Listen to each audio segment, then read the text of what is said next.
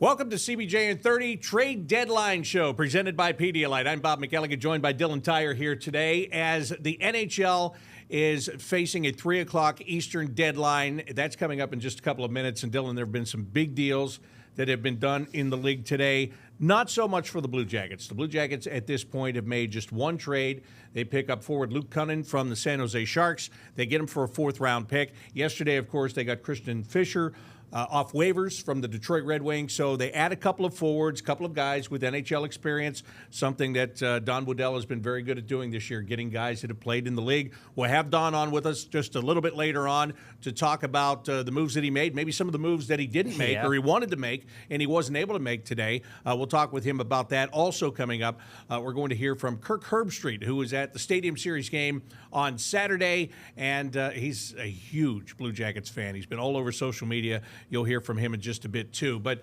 again, Don Waddell was going to be a selective shopper coming into this, and he was very honest about that, said exactly what he was looking for. He wanted to add, but he didn't want to subtract from the group that's here because they have done so well, and they have earned the right to try to make the playoffs as a group. So, to me, what has happened up until 2:45 or so this afternoon is not a surprise. No, I wouldn't say that I'm surprised either, and I'm curious maybe what your expectation was going in. But going into all of this, my thought was that the Blue Jackets would add a middle six forward, which is essentially what Luke Kunin is. You might view him maybe more so as a bottom six guy, but he can play up and down a lineup. He does have that versatility. And beyond that, I figured that the Blue Jackets would potentially add a veteran fourth-line style guy. They didn't do that via trade. They did it via waivers yesterday, picking up Fischer. And I think the key here is guys with a little bit of size, guys with some grit in their game, and guys with playoff experience, which Luke Kunin does have 15 or so games in the Stanley Cup playoffs prior to this year. So like you, I'm not surprised by what the Blue Jackets did. In fact, going into all of this, I had a player like Luke Kunin in the back of my mind. He was heavily linked. You mean like him or actually him? Actually him. But I never heard this before. Actually him. I used to call his college games when he played at Wisconsin and everything. So, there's that too. But he was heavily linked to the Toronto Maple Leafs. He was a guy that they were looking at, and he's a versatile player. He can play in the middle, he can play on the wing, and I think he's done that for the Sharks over the course of the last few years. Been their third-line center, played on the wings at times. So I like the addition for the Blue Jackets. He's a guy that can add a little bit of scoring. He has some feistiness to his game. He's had upwards of 80, 90 penalty minutes a few different seasons in the NHL. So it's nothing flashy for the Blue Jackets, right? It's not a sexy acquisition by any means, but I think it's one that it just adds a little bit of depth to this team, which is really all you were looking for. Yeah, that is what they're looking for. And as you said, a little bit more grit. I think what the Blue Jackets have faced in the last two games that they've played are playoff teams, and I mean good playoff teams, the Tampa Bay Lightning, the Florida Panthers. They came out on the wrong end of both of those games. It's kind of nice to get a little bit of a taste of that and figure out what you might need a little bit more of. And, it's not all that. I mean, the Panthers made it very tough for them to get the puck out of their own zone, and, the breakout was an issue. But experience and grit, just what you were talking about. And Luke Kunin, besides playing in the Stanley Cup playoffs, he's played for the Minnesota Wild, the Nashville Predators, last couple of years now for the San Jose Sharks. He's seen a lot of things, and it looks like he's eager to get here and join this team. And look, when you're playing with a team like the San Jose Sharks, they're not going anywhere. Mm-hmm. They're in a total and full rebuild, so there's no chance of them going to the playoffs. This kind of, it's a shot in the arm for him because he has a chance to come in here and try to help a team that has been, very surprising to so many people in hockey, try to help them make the playoffs. Well, of course, he has familiarity with Dean Evason as well. They spent some time together with the Minnesota Wild, so I'm sure Dean knows him well, and he's a player that he was interested in and, adding his skill set to the Blue Jackets. But I think you're absolutely right in that this could energize a player like Luke Kunin, and he'll be excited to play meaningful hockey again with the Blue Jackets. And it's nice to have that infusion, right? Like I know they had it with Joseph Lebait. It was a different situation where he was excited to be here because he hadn't played in the National Hockey League in a lot of years. So now you have a guy that hasn't played meaningful hockey in a couple of seasons. Now he has the opportunity to join the race with the Blue Jackets, and the CBJ control their own destiny right now. So that's a unique position position to be in too, right? So you're kind of in that new role. It's a different style of hockey. He might have a different mindset now with the Blue Jackets in what he needs to bring to a team. And that's been something that the Blue Jackets have talked about all season long, is that there are really defined roles on this team, and guys have slotted into that when you're not trying to do too much. And, maybe on a team like the San Jose Sharks, a player like Luke Kunin feels like he has to maybe do a little bit more than he's used to or that he's comfortable with because they were lacking in some areas in previous seasons. But now he'll be able to slot into a role with the Blue Jackets that, they've acquired him for a reason, right? Whatever role they want for him is going to suit his game perfectly, so he slots right into that, and it should be a pretty seamless transition, especially given how tight-knit the Blue Jackets dressing room is this year. That's another thing that, countless guys who have joined the team this season coming up from Cleveland, the players that were acquired just before a training camp, everybody's talked about how seamless that transition has been for them, that the room is so welcoming. They've made it easy for guys to become part of a team rather quickly. And, of course, when you're acquired at the trade deadline or around the trade deadline, that's exactly what management wants, the coaches want, the other players want. You got to become part of that team really, really fast because, hey, if you haven't been paying attention, the Blue Jackets have a pretty important game coming up on Sunday that hopefully Kunin's going to be a part of.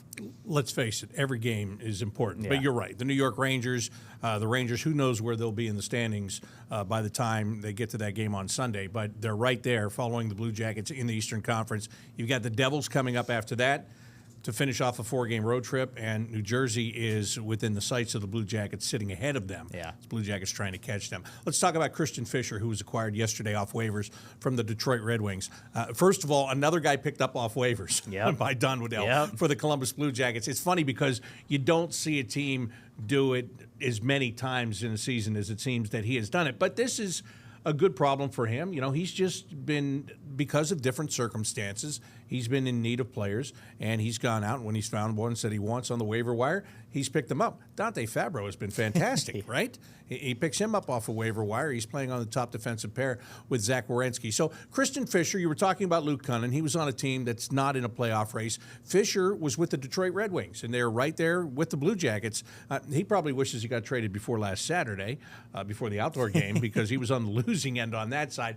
But with him, again, a guy that's got some size, a guy that's got some experience. He played in Arizona before he played in Detroit.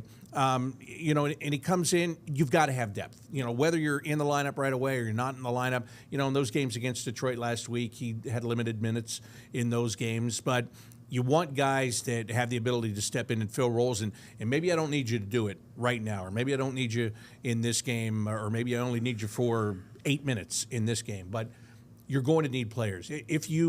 First of all, the Blue Jackets are in the playoffs right now, okay? They're in the playoffs to get to the playoffs. But when you're playing this kind of hockey and it's so tough to play every night, there are guys that are going to drop out of the lineup. I mean, Cole Sillinger right now is out of the lineup because he suffers an injury in a playoff-style game against Detroit. So you got to have that depth. And I think that, on the surface, he looks like a good depth guy that can step in and fill a role. Again, maybe it's right away. Maybe he's got to wait and piece in with the guys that have been here for a while. Who knows? That's up to the coaches to figure all that stuff out. But, again, a good piece with experience. Well, it also adds a little bit of competition to that bottom six, too, right? And that's not a bad thing to have at this time of year. Of course, everybody is fighting for the playoffs right now, so you want your best effort. But it's never bad to have another guy that's fighting for a spot, right? Like Christian Fischer's going to get here, and he's going to want to be in the lineup. It's not just like, hey, I'm here and I'm going to be a healthy scratch all the time for you guys. He wants to play hockey games, so he's going to be pushing, and it's going to make this team that much more competitive, I think, which is good to have around this time of year. And, I mean, the fact of the matter is this guy has played over 500 games in the National Hockey League. He's a former high second-round draft pick. He's played in the playoffs before, 9 games of Stanley Cup playoff experience with Arizona a few years back. It's not robust experience, but he's been there before, right? And when it comes to this time of year, I know the Blue Jackets have had nice contributions from Cleveland this season, but if a guy gets hurt in that bottom six, or again, maybe Christian Fischer forces his way into the lineup, right? You want players who have been here before. You don't want to be pulling out of Cleveland all the time, and that team's trying to make the playoffs too. So you want them to be together as much as they possibly can and have continuity on that roster. But the fact that Christian Fischer has been here before, He's a pro. He has size, 6'2", 212 pounds. It's just, I think, a perfect depth add for the bottom six for the Blue Jackets. And, it's, again, instead of having to pull a guy that maybe doesn't have a whole lot of NHL experience, now you have a guy that you know what you're going to get in Christian Fischer, which is always great to have in your back pocket. And what we haven't mentioned yet is the Blue Jackets were not really forced into making a lot of trades here because they have a couple of guys that are going to get back into this lineup. Sean Monahan is one of those guys. He's a top-line center. You don't go out and acquire a top-line center at the trade deadline, but the Blue Jackets kind of will do that because he'll come back when he is healthy. I mentioned Cole Sillinger whenever he, is able to come back. And Eric Goodbranson is another good bottom-pair defenseman guy who kills penalties extremely well. You're going to add him into the mix. So for the Blue Jackets, they didn't have to go out and make some deal. I think unlike some other teams are trying to get into the playoffs or they're going to be into the playoffs and they're searching and they're looking at their roster and they're going, okay, we definitely have to improve here. This guy's not going to cut it. And this guy, we feel we can get somebody else and be stronger in this area. For the Blue Jackets, they're looking at it in these two cases with Monahan and Goodbranson and saying, well, we know we're getting this guy, and we know we're getting this guy, and we don't necessarily need to fill those spots. The spots are being filled now, and the spots have been filled for weeks and sometimes months. Well, I think if Kirill Marchenko hadn't to come back from his injury so quickly, you might be looking at a different situation right now. And I think when I talked to Don Waddell right after that injury, he essentially said as much, right? At that point, it didn't look like Marchenko was going to be back quickly. Fractured his jaw, for crying out loud. He could have missed the rest of the regular season. But at that point, Don Waddell said, yeah, we might be looking at more of a scoring forward, but lo and behold, 3 games later, Kirill Marchenko is back with a plate in that jaw, playing with the protective bubble, and, he's been the Blue Jackets' best forward this season. So you don't necessarily need to add a scorer when you have Kirill Marchenko. You want everybody slotted properly, right? You don't want guys playing in roles that maybe they're not comfortable with. You don't want a scorer playing in your bottom 6, right? You know what I'm saying there. So it wasn't a need for the Blue Jackets. And what you said right off the top, I think, is maybe the most important thing in all this is the Blue Jackets are competing this season, but I think it's probably fair to say that they're a little bit ahead of schedule, or at least what we perceive the schedule to be going into the season. That maybe means they're overachieving a little bit. You don't want to blow up what they've got going right now. You know it, I know it, I think everybody watching probably knows it. There's a special vibe in that locker room right now. You don't want to mess with it too much. You want to make some shrewd acquisitions maybe like the Blue Jackets have that are not going to mess with that mojo too much. And I certainly think you don't want to take anything away from that, especially with what you're building towards. When it comes down to it, the future of this team is all the youth that's taken a big step this season. You don't want to lose any of that. The Blue Jackets have more of that coming in Cleveland and beyond that in junior and college. All of those guys are going to be a big part of the Blue Jackets' future. It's not quite the right time, I think, to make that step. Maybe in a couple of years, that's when you start to maybe trade a first-round pick here, trade a prospect there to really get impact players. But as it stands right now, I don't think the Blue Jackets needed to do that. They're playing meaningful hockey games right now. That was their goal going into this season, play meaningful hockey in the final weeks of the regular season. And hey, if they keep it up, we'll see them play meaningful hockey into the Stanley Cup playoffs, hopefully, too. And that's why Ivan Provorov didn't go anywhere. Yeah. They could have traded him. They probably could have gotten a nice package in return. Everything that I read and heard and saw today, the prices were pretty high for the deals that were made. We'll talk about some of the deals that have gone on around the league a little bit later. That's something they could have done. But again, the importance of taking a guy like that out of this dressing room right now, a guy that's playing on your second pair with a rookie and Denton Matejchuk, and has helped him to have such a good start to his National Hockey League career. It just wasn't worth it. And I was thinking about what you were saying about the young guys. There's 2 things. Number one, they are now the depth, right? Yeah. I mean, if you get guys that are hurt and Mikhail Puthia has to come up here and play in the playoffs, he's played here a lot of the year. Yeah. He's got a lot of experience. Luca Del Belbelou's got a lot of NHL experience this year that they weren't even planning on. So there's that aspect of it. And then the other one is, they may be used to make this team get better, but not right now, as you said. But you know what?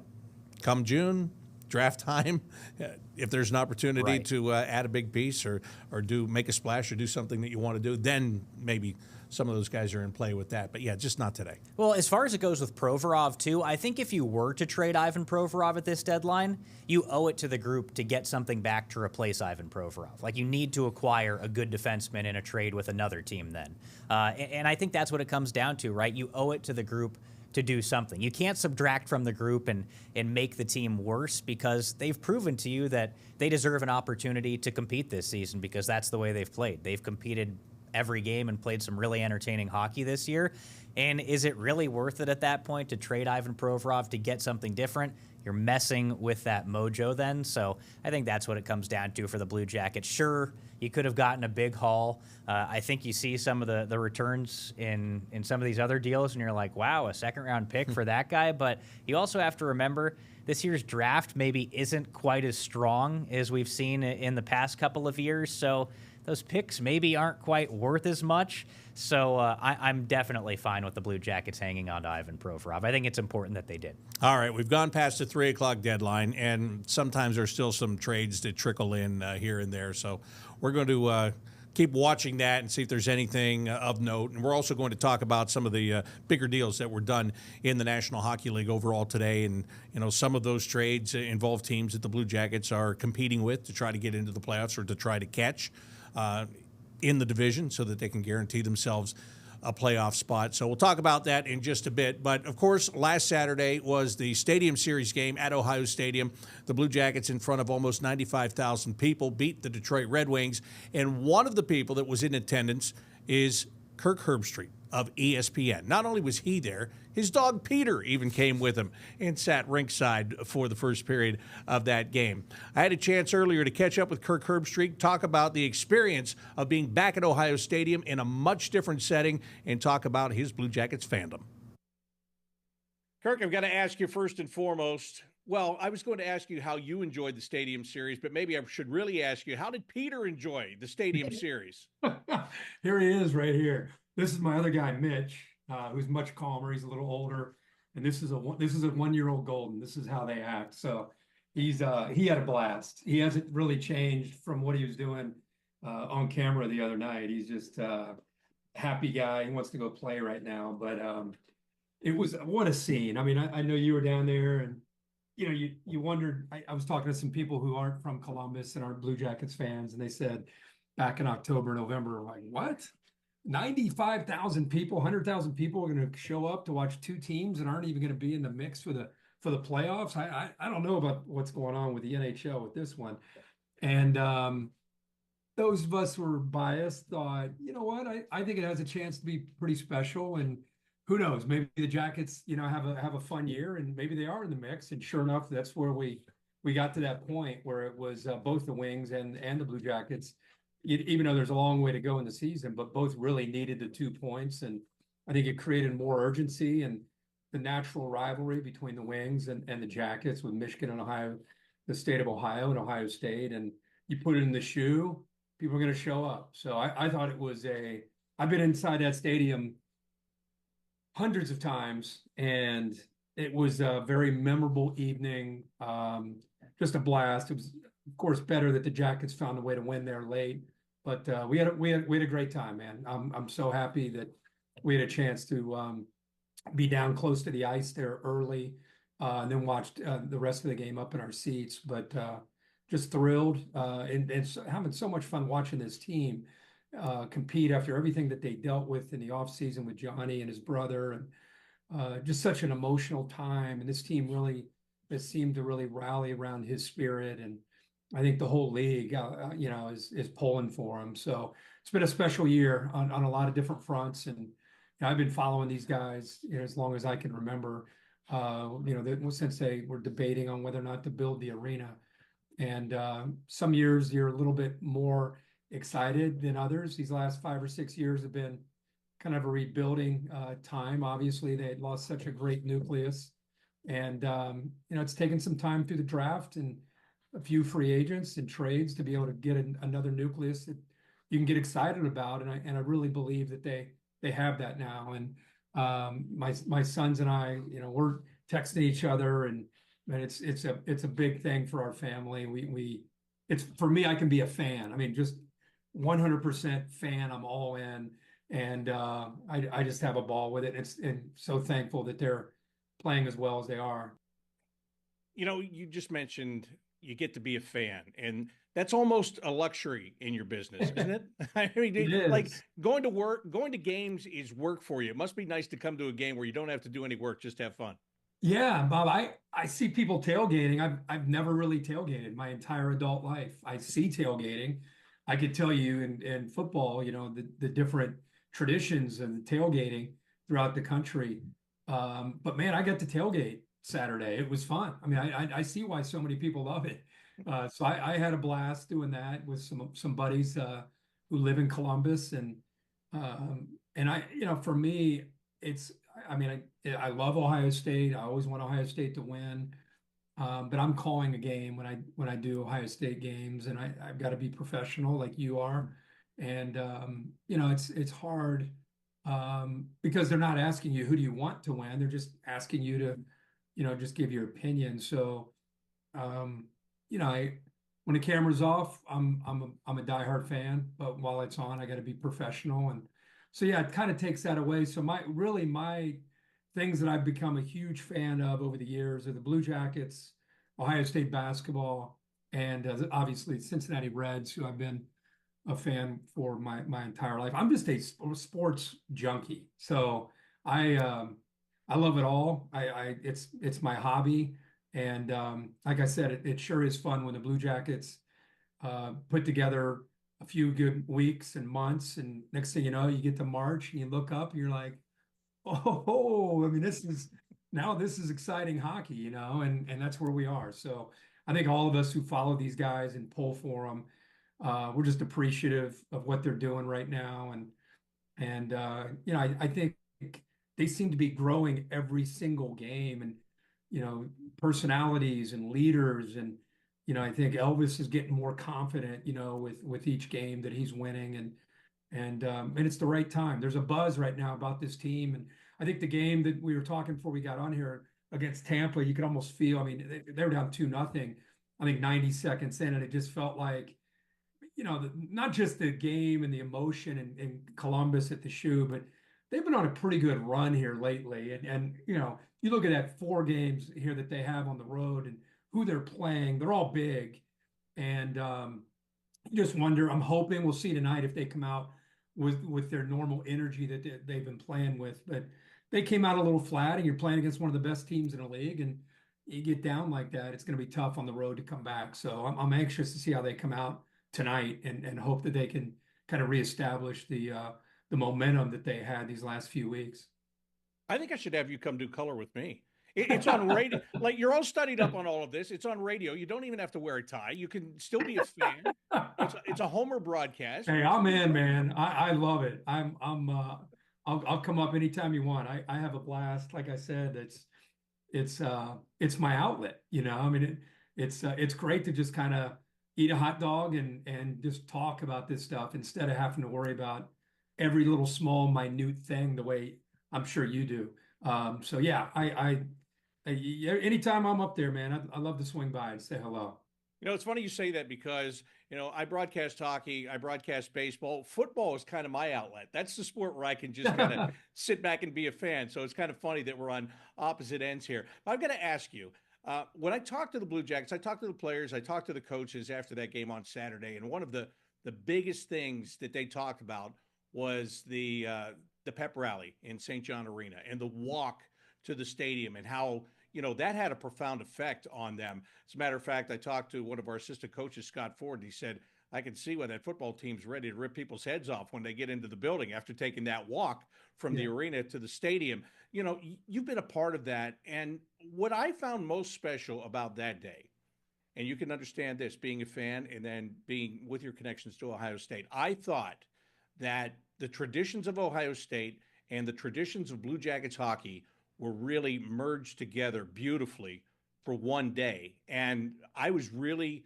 glad to see it. I was glad to see on both sides how they benefited from the relationship. From day one, I've never really felt, even though they're in the same market, I've never really felt with these, you have 2 big arenas. Before Columbus, they didn't have any arenas. They had St. John Arena. And now, within a few years, they had these two big arenas, and I'm sure they compete as far as the concerts and events, but I've never felt any animosity or jealousy from Ohio State towards the Blue Jackets, vice versa. I've always felt Ohio State supports the Blue Jackets, and I've always felt the Blue Jackets have supported the Buckeyes.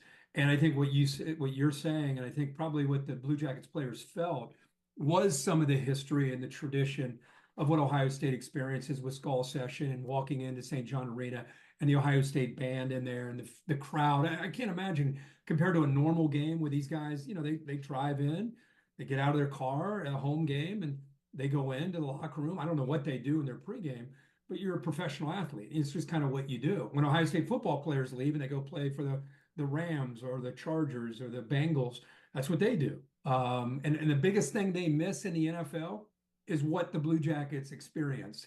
There's just such a sense of community, such a sense of support and love. And when I think you throw in the band and you throw in the walk and you got 10, 12 people lined up, these guys are walking through that to experience that kind of energy and support.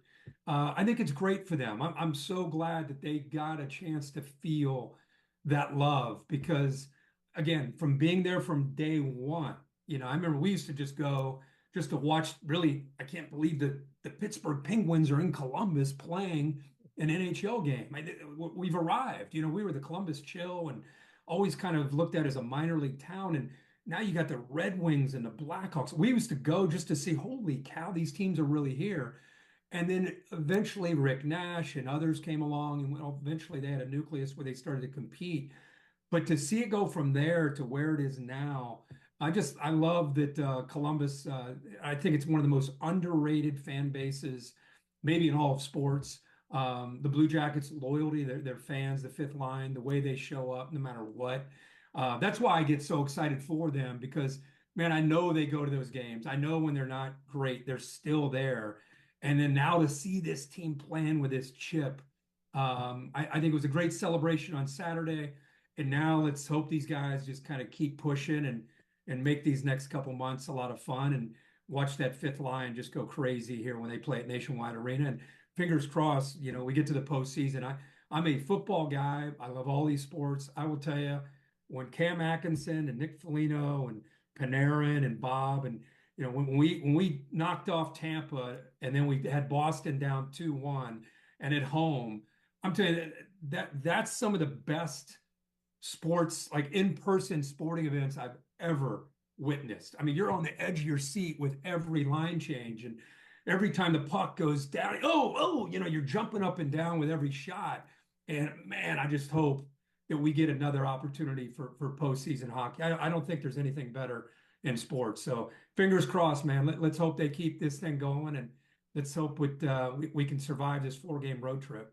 Well, you're right. It has been a lot of fun to watch this team. And, because of what you do for a living and all of the different teams that you see and all the different sports and everything, the tragedy that befell the Blue Jackets before the season even began with Johnny Gaudreau's passing, he and his brother Matthew, I think you would agree that, for teams, it's a really hard thing to deal with. I guess the best part of a bad situation is that it's a group of you that are all dealing with the same thing. So you have a support staff in place right away. But Kirk, teams don't always respond as, I don't know, as noticeably maybe is the word I will use here, as the Blue Jackets have in the way they've played this season.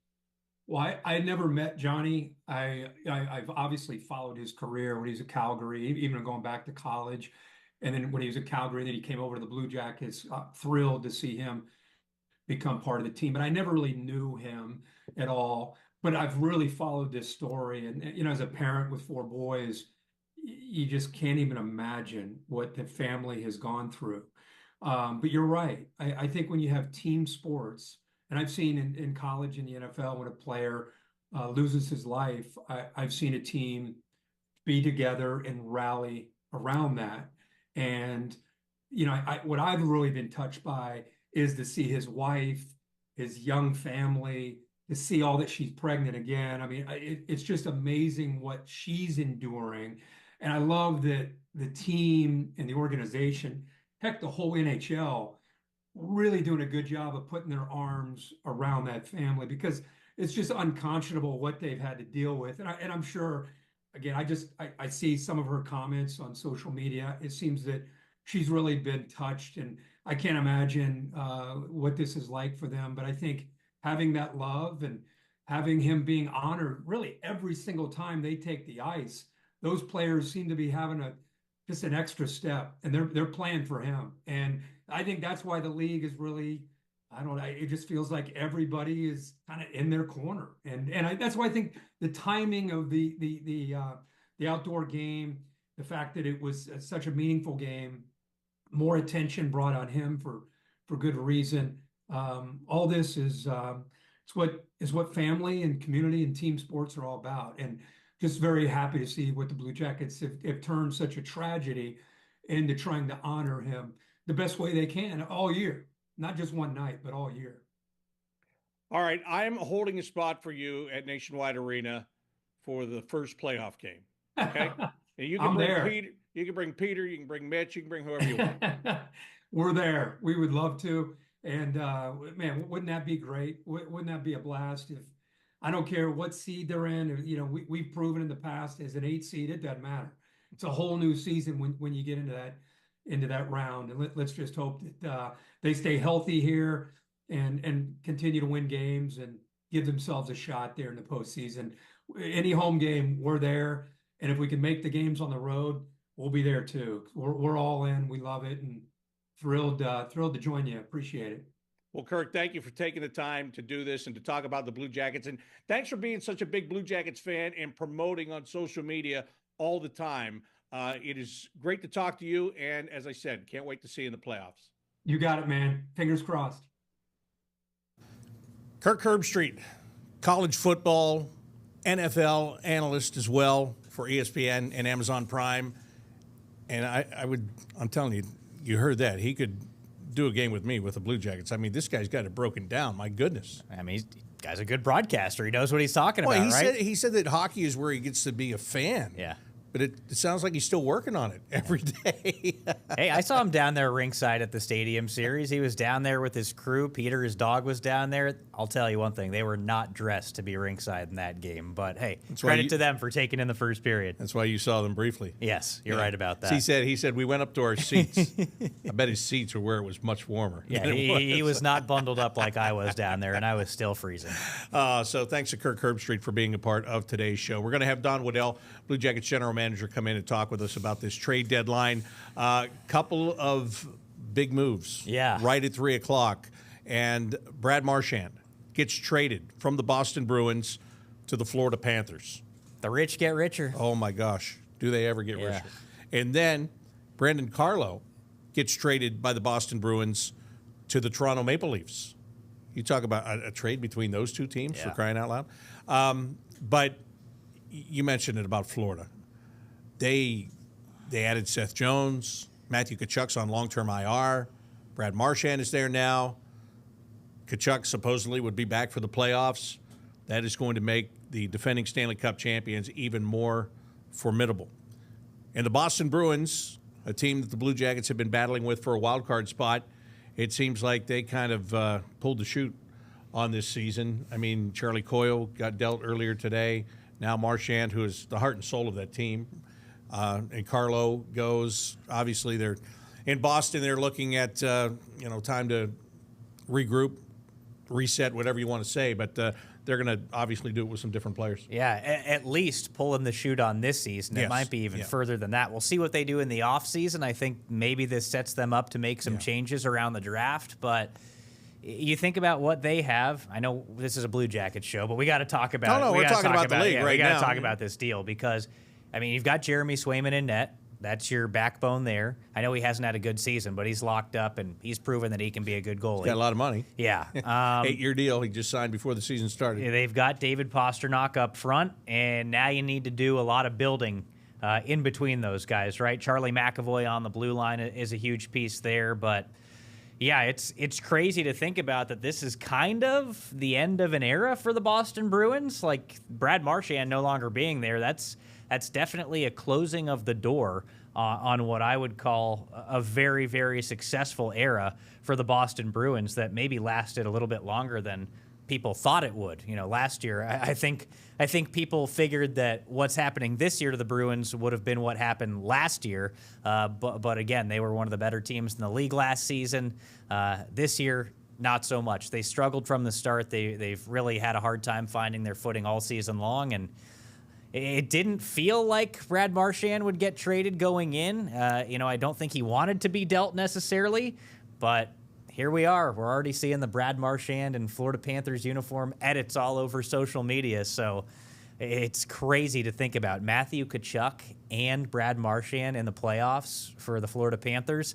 I'll definitely be tuned in. That's for sure. Yeah, and still, still don't think they've listed what they I've been up. scrolling here to wait and see what the return is. Which again, I will be very, very curious to see what this return to Boston is.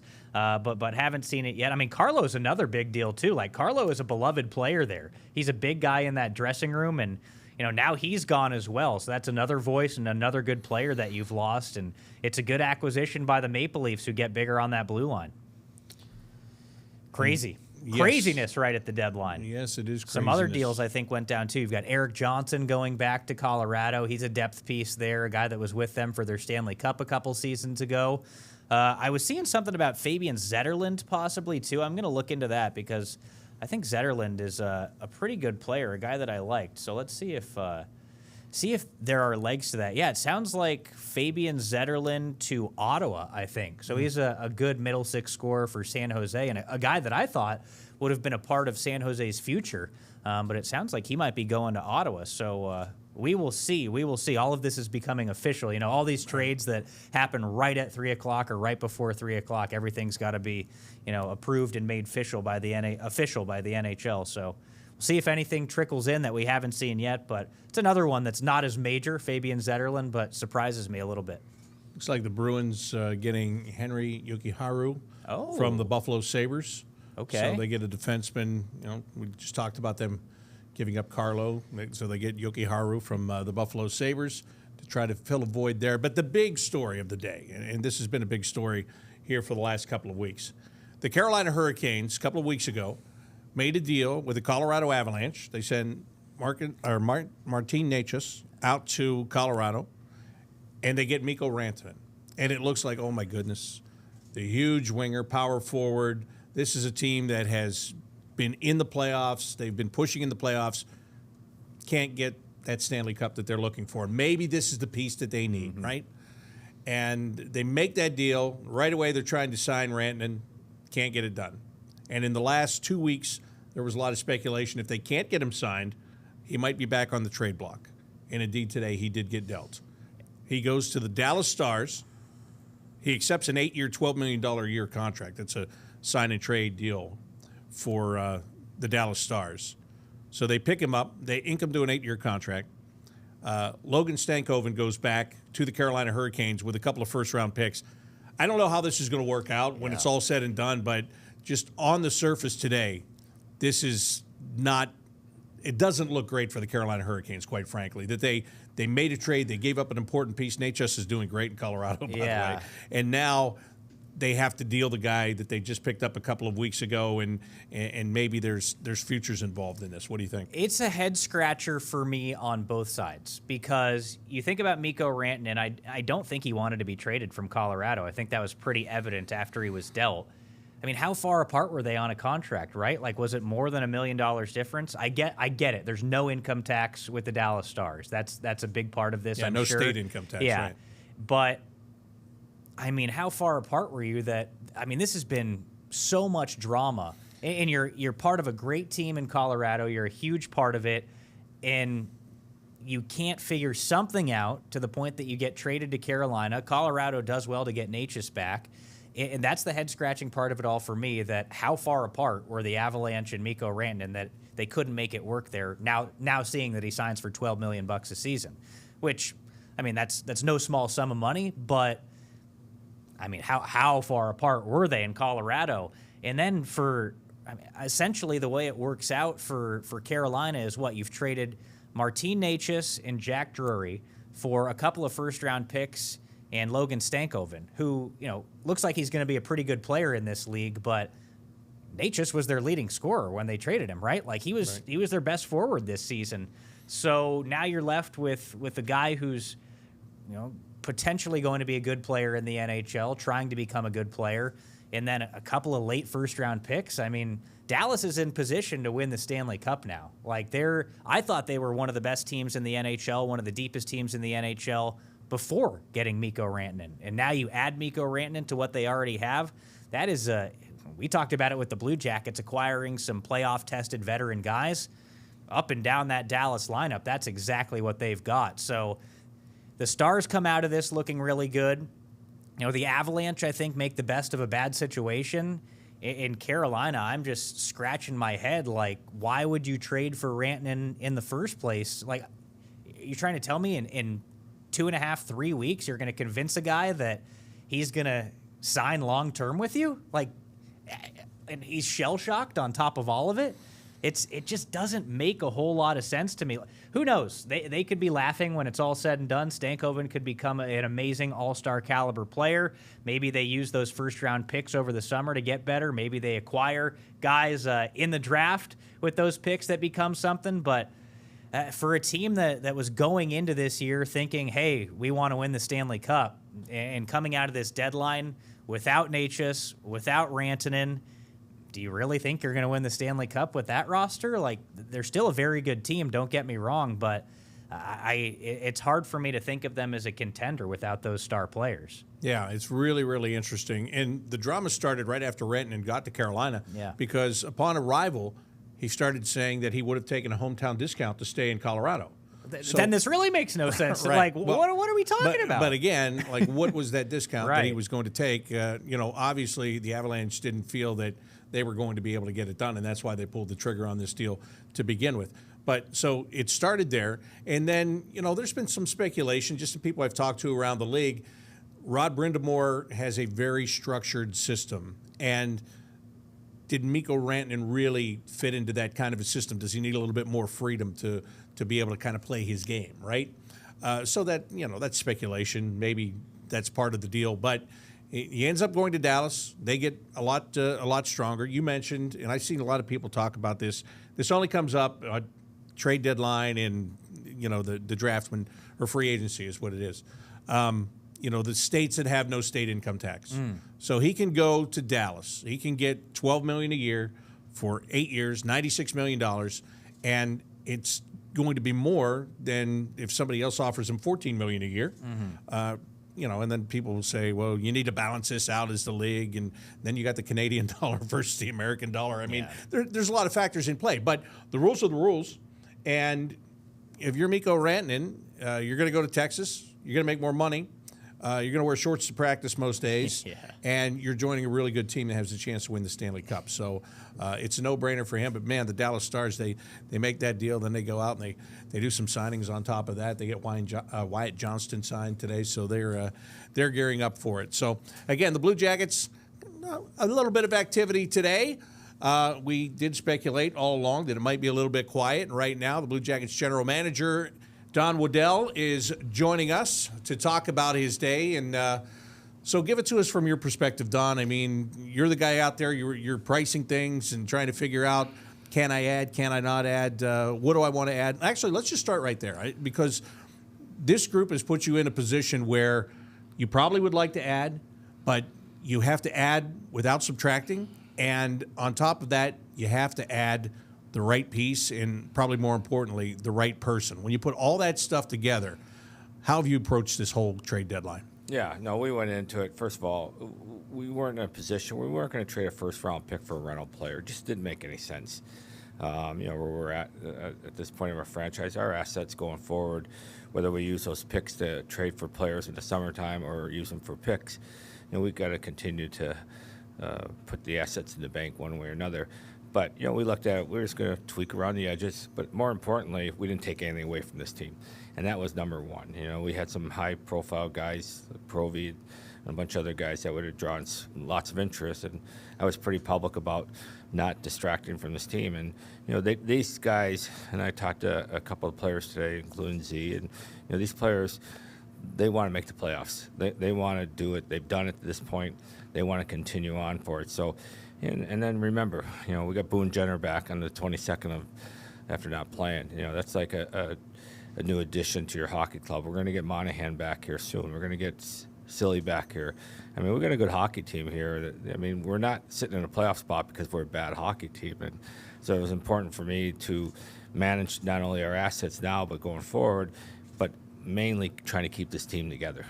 I'm glad you mentioned talking to the players, because that's something that I've wondered about, because I remember being in the American Hockey League one year, and we had a good team, and the Blue Jackets didn't make an addition to that team. And, one of the better players came up to me afterwards and said, why didn't they get us one more guy? We needed one more guy. So I was thinking about that over the last couple of weeks, and I wondered what kind of conversations you have with the players, because they're a part of it. But, also you have a job to do, and Dean Evison has a job to do. So I just wonder how you work all that in. Yeah, well, if you look at, the guys, like I said, that we were able to get Boone and, even guys like Fabro and Marchie that we thought might be out longer, and with the other guys, Monahan and Silly coming back, Goody at end of the month.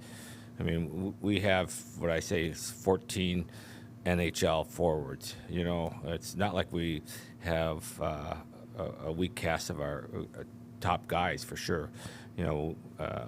So put all that together, there wasn't a lot of place that we could add without subtracting, and that's what I didn't want to do. Speaking of adding, you add Luke Kunin from San Jose. What do you like about him as a player? Yeah, I've known Luke for a long time, had him in the U.S. program, his teammates with Christian Fischer. Dean coached Luke, said he's a tremendous person. That goes all the way back to when we signed guys in the summertime when we had all the tragedy and injuries and that. We signed players because not only they're good players, but more importantly, they're good people. This has been a different year than we've ever experienced before. And both guys that we just added here in the last 2 days are really good people. And, like I said, Dean had Luke in Minnesota, smart player. He's coachable. Dean said he's very coachable. He'll do whatever is asked of him. And he's a good person. So, again, we didn't make the big splash. But we added pieces, I think, that can help us down the stretch. You talked a lot about what the Blue Jackets have right now and how you like the roster as it's currently constructed and the guys coming back. How does Kunin fit in? What role do you imagine him playing? Yeah, we'll sit out with Dean in the morning and talk more about it. But, he's going to play there. Dean plays all the four lines. There's no doubt about it. So, whether I don't like getting caught up in first, second, third, fourth lines as much as I do is, put players in positions to succeed. Mm-hmm. Put them in their position where they have the strength, and Dean will do that with both guys. So, we'll have some extra players hopefully here soon when we get the injuries back, and that's okay. A little competition for jobs, and hopefully we stay healthy the rest of the year. But as I said, both guys are big guys. Can play multiple positions, which is always nice to have that flexibility, and we'll figure it all out in the next day or so. I like that you're picking up these U.S. guys. Yeah. I really do. I'm not going to lie to you about it. I love that you have that connection with USA Hockey that you've had for a long time, and that now these relationships that you had with these players when they were kids and that you have maintained, because you're so very good at doing that, maintaining relationships, that now here it is where you have a need and you already know the kind of person that you're bringing in to put on your team. And that's what we talked about even the other day is, we went through all the guys that are on the trade board that potentially trades. I said, let's talk about, as a player, but then let's talk about them as people. And there's a few guys we didn't know a lot about, and we went to work to make sure that we knew their background and all that. And like I said, you work all year, and your scouts work all year for these days and July 1st.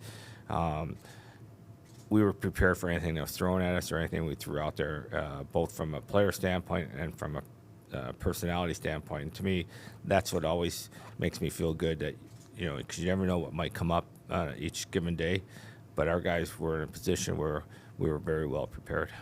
Very well prepared, and now you add a couple of pieces. You mentioned a moment ago competition is not a bad thing. And, that's another situation here. When you talk about the chemistry on a team, you have guys that have been in positions, and now all of a sudden, well, they might have to compete a little bit more to stay in that position, or their position might change, and they might have to accept a different role. Again, you do have good people here, and you know that throughout the course of the year.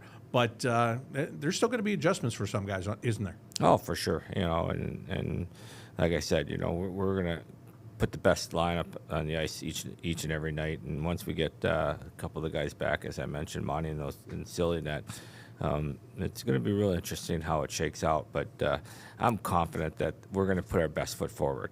They've done it all year.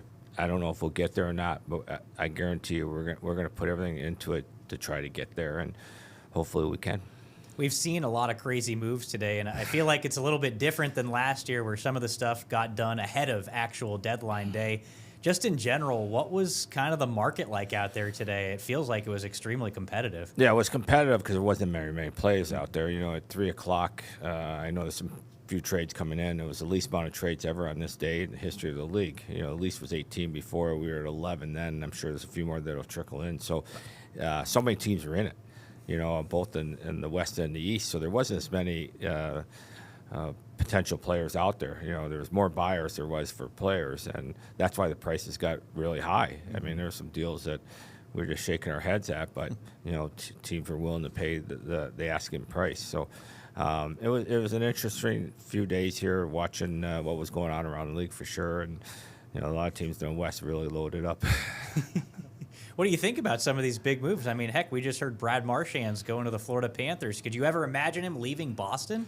Well, I don't. If just reading between the lines, media-wise, I don't know if he wanted to leave, but he's hurt until whatever period of time, and so Boston felt like, hey, we're not going to make the playoffs, or they're going to still try, of course, but if they don't make the playoffs, they wanted to get some assets, and so Billy Z does a good job down in Florida. Last week got Seth Jones, and I'm not surprised that he stuck his neck out to go get Brad either. For you, as you talked about, there's so many teams that are in it, and you really couldn't make deals or the prices were driven up. Is that something that maybe in the summertime will be a different approach and a different aspect? I know you love to trade. I know you love. I know you love to be a part of it, and you really couldn't be in it today because of all of the circumstances. But could you see it maybe loosening up when you get around draft time this summer? Yeah, we hope so. We got a lot of draft capital. Like I said, we got 2 first-round picks this year, and if we maybe they're going to pick players or trade for players, and certainly we're going to have some holes that we want to fill. There's going to be some turnover, of course. I think everybody expects that. You can do it one of 2 ways in the summertime. It's either trade for players or go into free agency. We all know what free agency creates. Usually you have to give too many years and too much money, but whatever is thrown at us, again, we'll be ready for it. When you look at this season and the young guys in Cleveland that have had a chance to come up and play, McElligott, who makes the team out of camp and stays here for months, and now I know he's been up and down. But Luca Del Belbaluz, who gets a chance to come up and play here for a good stretch for a couple of weeks.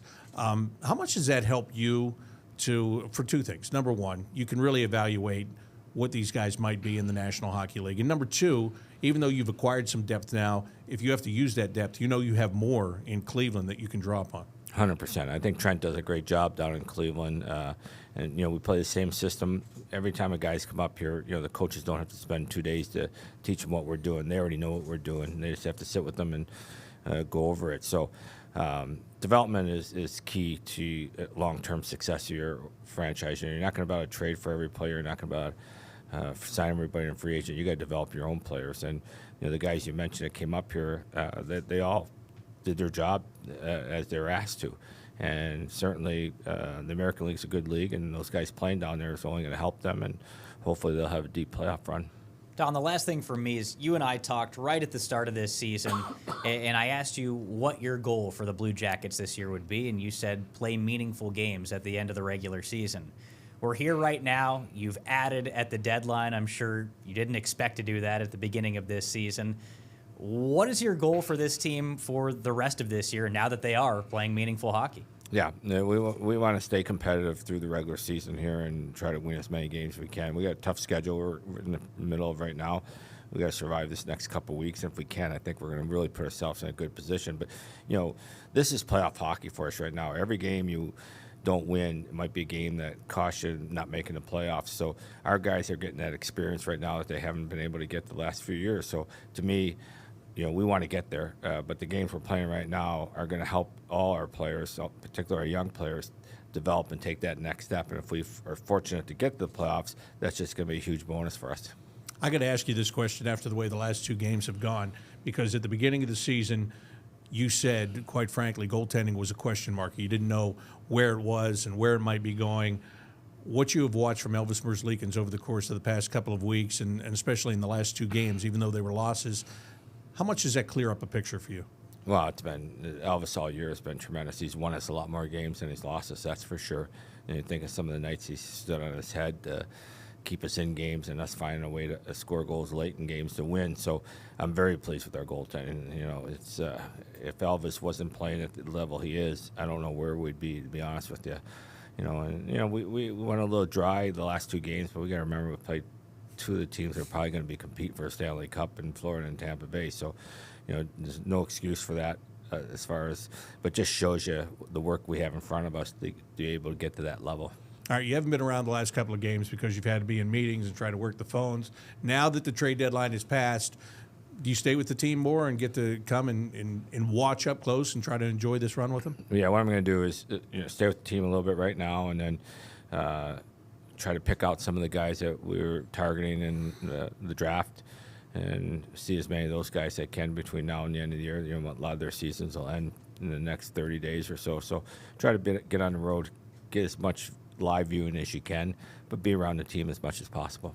Don, thank you very much for taking some time for us today. We really appreciate it. Hey, congratulations on adding what you were looking to add, and hopefully it's going to be enough to get this team where you want it to be before it's all said and done. Always a pleasure to be with you guys. Thank you. All right, that is Don Waddell. He's the Blue Jackets president of hockey operations and general manager, and puts it all in perspective right there, Dylan. You're right about that. I'm excited to watch the Blue Jackets play after the deadline. I'm excited to see Luke Kunin join this team. And do you remember what I said to you coming right out of the 4 Nations break? The Blue Jackets played fast and furious against the Blackhawks. They took down the Dallas Stars, and I think it might have been during one of the intermissions I looked over at you and said, this game kind of feels like the first game out of the trade deadline. Because whenever you make acquisitions at the trade deadline, I feel like that first game out is like, okay, stuff just got real. Like this team is trying to hunt right now, and I just feel like it felt like that way out of the 4 Nations just because of how tight things have been this year, how emotionally charged the 4 Nations was. Guys were ready to go coming out of it. So it was nice to see the Blue Jackets play with that intensity at that point, and now it's really on. So I think this game Sunday against the Rangers, it's huge when it comes to the playoffs and all the seeding there. So, assuming Luke Kunin's in that lineup and Christian Fischer joins the team here too, I'm excited to see that, that energy that comes out of the NHL trade deadline. Every team is going to have it, and this is when the season really ramps up. If you thought that Stadium Series game was high intensity and all these games down the stretch, and now it's going to get really, really hard for the Blue Jackets. The intensity is going to pick up, and I can't wait. It is. But let's talk about these next 2 teams the Blue Jackets are going to go up against here. And you've got the New York Rangers. The New York Rangers, what have they done recently? Well, they've sent out some guys. They sent Ryan Lindgren and Jimmy Vesey out to the Colorado Avalanche. They sent Riley Smith back to the Vegas Golden Knights. Yeah. They picked up Carson Soucy from the Vancouver Canucks. I mean, not a lot of flashy stuff from the New York Rangers, which, they're right there. They're right behind the Blue Jackets, a point behind the Blue Jackets in the wild card standings. But they didn't go out. So many times the New York Rangers are a team that makes a splash on a day like today. They didn't do it. Well, they got their business done a little bit early. JT Miller, that was their big move there. But you're right, they didn't add anything today. They didn't add anything close to the deadline. Just kind of changing out some parts, right? Some minor moves like that, shifting around some defensemen, and hopefully they're doing it to wake up their team. Not hopefully for the Blue Jackets, but if you're a Rangers fan, that's what you're looking for. If you're Rangers management, that's what you're looking for, right? Is you want to wake up that group, and they're slowly making their way up the standings right now, trying to hunt down the Blue Jackets, and at the moment trying to hunt down the Ottawa Senators, who are wild card too. So This game on Sunday is going to be a huge one, and just like I talked about for the Blue Jackets coming out of the deadline, it's like pedal to the metal time, put the foot to the floor. It's the exact same way for the New York Rangers, even more so because the Blue Jackets are in control. They're in wild card 1. They control their own destiny. The Rangers are the team on the hunt right now, so they should be ready to go. And taking a look here because what do you want to know? When do the Rangers play? They play before they play the Blue Jackets, don't they? Let's see what the schedule looks like here. Yes, for the they New play York in Rangers. Ottawa on tomorrow. Well, that's a huge game. Yes. That's the huge game. That's what I I mean, the thought. winner of that game will be in wild card 2. Well, Right. they'll be, because the Blue Jackets are laid off, the winner of that game will be wild card 1, Correct. respectively. And the New Jersey Devils are playing tonight. They're at home. They take on the Winnipeg Jets. I like the looks of that on paper. Let's talk about New Jersey. Yeah. Because New Jersey, for them, it's not about what they did at the deadline, which they didn't do a lot. For them, it's about losing their best forward in Jack Hughes with season-ending shoulder surgery. And that happened just a couple of days ago, and they were trying to scramble and see if they could do something to kind of cover for that. Yeah. That's a bad way to put it. You can't cover for a guy like Yeah. that. But they really didn't do very much. I mean, they got Brian Dumoulin, the defenseman, from the Anaheim Ducks. They got Cody Glass from the Pittsburgh Penguins, and that's about it. Yeah. So they weren't able to go big game hunting here. Well, it's a little bit of depth that they add. Of course, losing Jack Hughes is never going to be good. Like if you have aspirations of going deep in the playoffs, I think he has to be a part of your team. I will say, their goaltending is much improved this season, so you do have that. I was thinking yesterday. Yeah, but even their goaltending, Markstrom's been out. Yeah, that's true. I was thinking yesterday, I'm thinking, are the Blue Jackets going to hop into, the third spot in the Metro now that Jack Hughes is out? And I'm thinking about that roster. They still have good forwards, right? They still have Nico Hischier.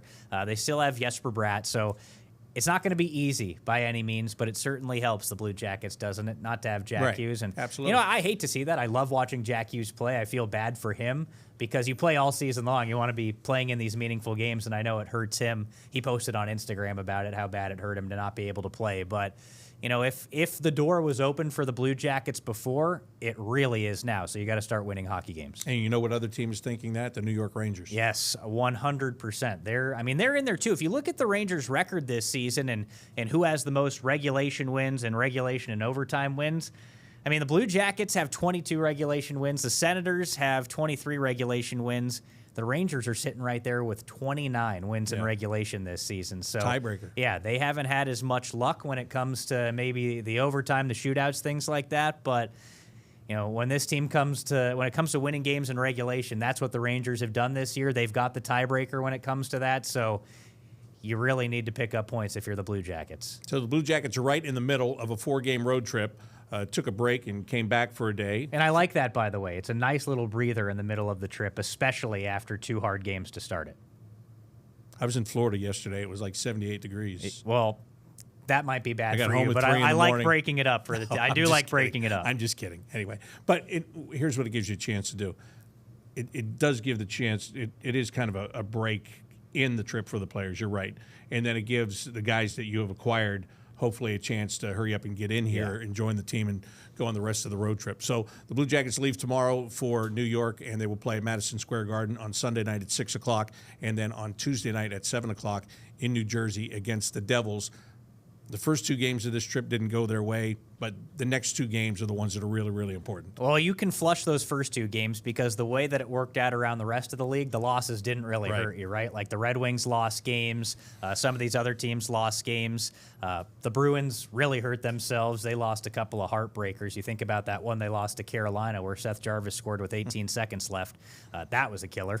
But, yeah, it's now or never for the I don't want to go that far. They're in the first wild card spot, but you know what I'm saying. Just it's did. like these two games are big ones. You can really set yourself up nicely if you win these They're two. division games. Yeah. Those are always They're bigger. 4-point games. They're 4-point games, and that's why they're so big. And the Blue Jackets, remember a couple of weeks ago at Madison Square Garden, 0-0 through regulation, 0-0 through overtime, and 1 shootout goal gave the Rangers the extra point. I'm going to make a prediction. That's Okay. not going to happen this time. Well, boy, talk about going out on a limb. Gee whiz. No, I don't think it'll happen either. But so that's the schedule for the Blue Jackets. Again, Sunday in New York to take on the Rangers, Tuesday in New Jersey to take on the Devils. Thank you very much, Dylan. Great Yeah, job. that was fun. That was fun. Blue Jackets make a late move that we get to talk about, which was pretty nice. Brad Marchand gets traded right at the buzzer, which is insane. I mean, the Florida Panthers in the East and the Dallas Stars in the West, they might be the teams to beat right now. Should make for a fun Stanley Cup playoffs, and hopefully the Blue Jackets are a part of it. And we'll see Brad Marchand as a Florida Panther here at Nationwide Arena before the regular season is over. So that's going to do it for our CBJ and 30 trade deadline show. It's been brought to you by Pedialyte. Thanks to Don Waddell for coming in and joining us to talk about his approach to this trade deadline. Thanks to Kirk Herbstreit for talking with us about the Blue Jackets as well. For Dylan Tyrer, I'm Bob McElligott. Thanks for being with us today, and we'll see you on Sunday in New York, Blue Jackets and the Rangers.